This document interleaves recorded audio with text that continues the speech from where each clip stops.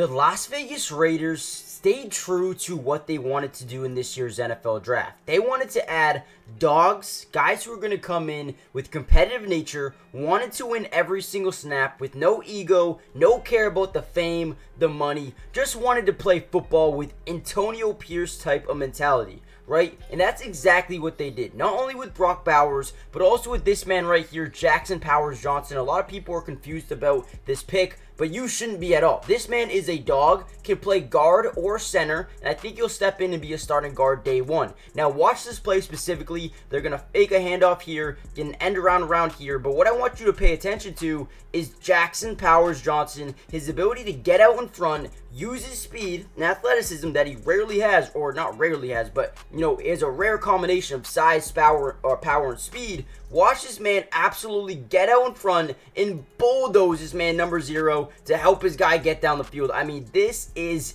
an unbelievable play. This dude's going to bring mentality, toughness, power, strength, and IQ at the center position. But not only him, the entire draft class. In this video, we're going to break down some film. We're going to introduce all of the draft picks, and we're going to meet the 2024 Raiders draft class.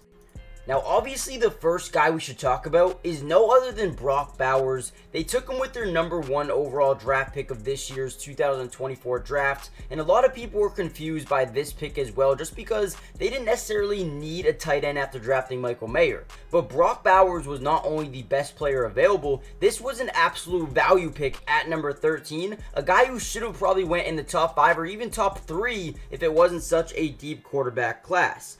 Now, right off the bat, I'm already having dream scenarios in the red zone with Davante Adams out wide, Brock Bowers out wide, and then Michael Mayer at tight end. I mean, this could be unstoppable at times in the red zone. But not only does he have potential to be a nasty threat in the red zone, he is a threat to be nasty inside the 20s. He can make any play a touchdown. He's probably going to be one of the best run blocking tight ends in football year one, and he also had the versatility of being a guy who can you can hand him the football, right? We're going to break down some film here in a second, and we're going to show you just how versatile Brock Bowers really is. He can spread outside, he can play in at tight end, he can block, he can pass block, he can run block, get down the seams, get down the sidelines as a wide receiver. But now look at this, end around, get the ball as a running back basically, right? This is a guy you just want to get the football to, and once he has the football in his hands, he's always a threat to get down the field and make big plays happen, no matter where he is, no matter how many defenders are on him. He can break any tackle. I mean, the speed, the rare size of, the rare combination of acceleration, speed, body control, hands, right? I mean, this dude's relentless, plays with great pace as a route runner, allowing him to beat man-to-man coverage at any point in time. He's highly effective at exploiting zone pockets for first downs or even chunk plays as well. Dude can get through tacklers. I mean, you just saw an end around go goddamn 70 yards for a touchdown, man. You look at this guy, you see shades of Travis Kelce, you see shades of Mark Andrews, you see shades of George Kittle and some of the best tight ends, Gronkowski as well. Listen, when you look at Brock Bowers, what he brings to this team, and again, we're going to break down some more film later, but listen, he is going to be nasty. Once he acclimates to the NFL speed, level, play style, his teammates, this dude has NFL Pro Bowl upside, but also maybe even Hall of Fame upside as well. On this play specifically, you see something you don't see from a lot of tight ends. Maybe like a Mark Andrews, maybe like a Travis Kelce, but this dude is a different breed. We're going to see a little bit of a PA bootleg here. Quarterback's going to get outside the pocket. He's just going to get down the line, right? And now this play is designed specifically for Brock Bowers. They are actually designing plays just for Brock Bowers here at Georgia, and this is exactly why. Boom, get him the ball in space, give him a blocker or two going up the field, and let's see what he can do, right? Boom, nice little hop step inside. Now let's get up the field, right? We've got to break another tackle here, stiff arm down to the floor. We got one guy to be over here, trailing us.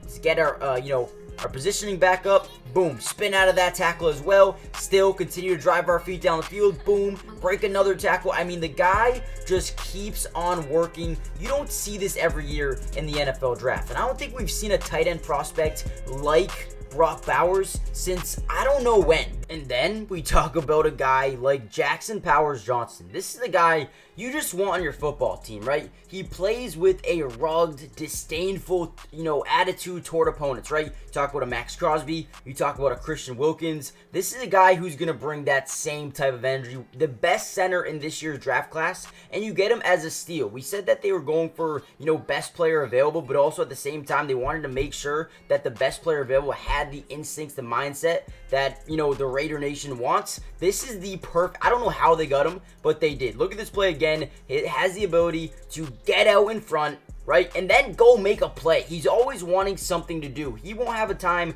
where he's just sitting there, right? He's going to find something to do, and then boom, lay the wood again. I mean, he is going to be a massive body, a massive weapon here for the Raiders next season right away. I mean, you just watch his film. You look at what this man could do on a day-to-day basis. He can jolt defenders around with his powerful upper body. Probably one of the most strong athletes in this year's NFL draft at the center position. Again, we watched him play a little bit earlier. Get out in front. Go make a play on number 0. I mean, make sure this guy, has, a bad taste in his mouth after this hit. And that's pretty much exactly what happened here. Boom!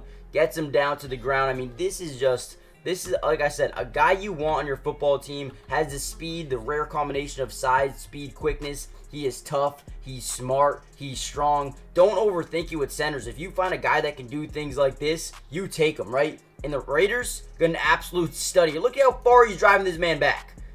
Drove that man back. I mean, dude, unbelievable. I'm excited for this guy, maybe almost the most. Now, before we get into some other draft picks, do me a big favor, guys. Hit that like button just so we can get this video out to more Steelers fans, but also subscribe to the channel if you're new. Join the family. It's free. It doesn't cost anything, and we will be covering the Raiders for the rest of the offseason. Not only that, but also I will not be able to cover everybody in this video, so if you guys want a part 2, for me to, cover the rest of the draft class plus some undrafted free agents, comment down part 2 down below, and I'll make sure to get that out to you guys if this video gets up to 400 likes. But man, I'll tell you what, I'm excited. Let's break down the next guy as well. Now, I also want to spend a little bit of time here with Decamerion Mitchell. I know I'm skipping over DJ Glaze. We're going to get into him later, but I want to talk about Decamerion Richardson. Now, the reason being, the man has electric speed. Maybe doesn't jump out on the tape as much as you would want him to, but has all the physical tools in the book to be a really good DB. 6'2", 180 pounds, maybe needs to put on a little bit of weight, and ran a 4.34 at the combine. This dude is an athletic monster, right? If he gets to, fine tool or sharpen his tools, right, in terms of man coverage, zone coverage, reading an offense and where a receiver wants to go, I think this dude could be probably a big-time steal in this year's NFL draft. And again, the highlights aren't always there for him.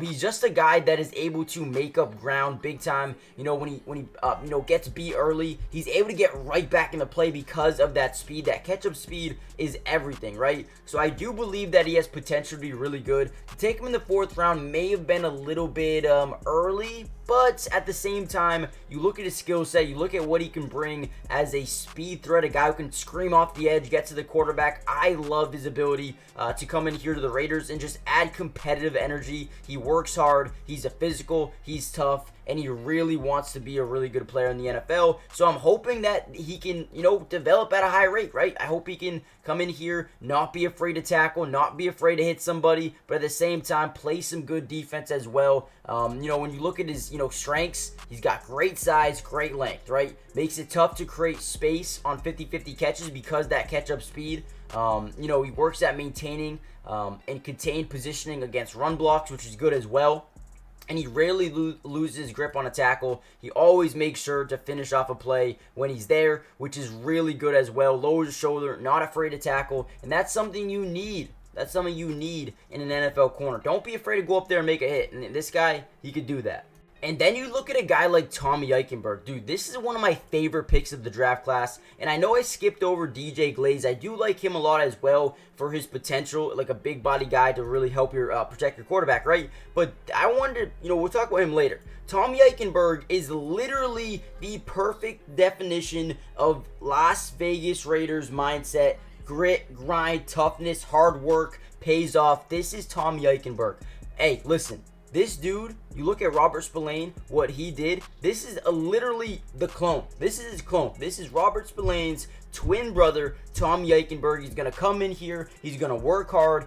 Guys, in 2022, he had 120 total tackles, 77 solo, and 12 for a loss, right? He's passionate. He's tough. He's got a desired mindset of an inside linebacker. He plays with insane physicality at the point of attack, and he's more than just a fit and fill linebacker. This is a guy that will disrupt plays. He's a guy that will play special teams and not be annoying about it. He won't be like, oh, I don't want to play special teams. No, this guy wants to play wherever he fits the best. If it's just special teams, he will do that. This is the perfect fit here for the Raiders. I absolutely love this pickup. I need you guys to let me know how you feel. I give it an A+, man. He's willing to throw his body into blockers, create lane traffic.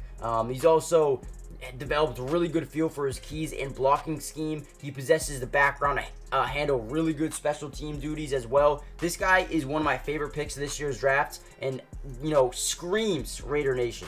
So I think this man will be someone who is going to be a backup right away, but has potential to develop into a nice little starter. He's 6'4", 315 pounds, was a senior at Maryland this season, was overall a decently rated tackle in the scouting combine. But when you look at some of the things that he, his overview, wow, they have him a draft projection 5. I was looking at some mock drafts today, actually, that had him going early second round. So maybe some people view him differently. Maybe they are reaching for him. But listen, I trust Antonio Pierce. I like this pickup a lot. Let's read a little bit about Delmar Glaze. He's a swing tackle prospect with some promising NFL traits, but the tape that comes up lacking against some of the better competition he's faced. So obviously, there's always going to be work that needs to be done. I think he's a guy that can get better. Now, I'm going to stick with it. I think he's a guy, I watched him at Maryland a little bit. I feel like he has the potential to develop into a really good player.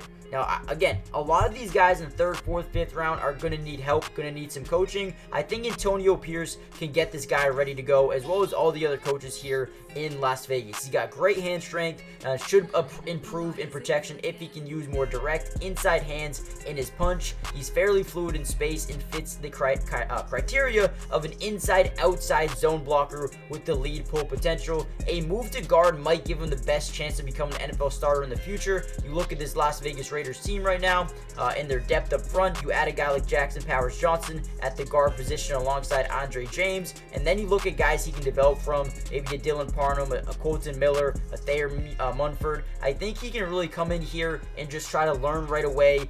You also have a guy in Cody Whitehair who can really help him as well. I think this is a good pick, man. I know a lot of people are going to say they maybe, reach too far for him. I don't think so at all. Like I said before, there was mocks going early second round today that I looked at, and that's why I was really intrigued in this draft pick. He's got a good wingspan. He's got strong hands.